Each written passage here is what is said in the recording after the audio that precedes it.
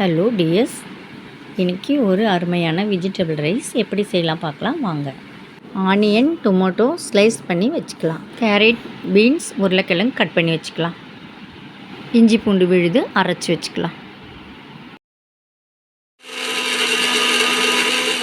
ஒரு ஸ்பூன் அளவு நெய் ஊற்றிக்கலாம். தேவையான அளவு எண்ணெய் ஊற்றிக்கலாம். ஸ்பைசஸ் ஆட் பண்ணிக்கலாம்.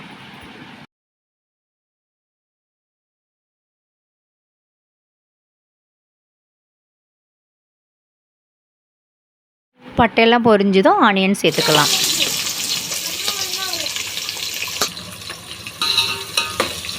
பச்சை மிளகாய் சேர்த்துக்கலாம். வெங்காயம் வதங்கினதுக்கப்புறம் இஞ்சி பூண்டு பேஸ்ட்டு சேர்த்துக்கலாம். 2 ஸ்பூன் சில்லி பவுடர் ஆட் பண்ணிக்கலாம்.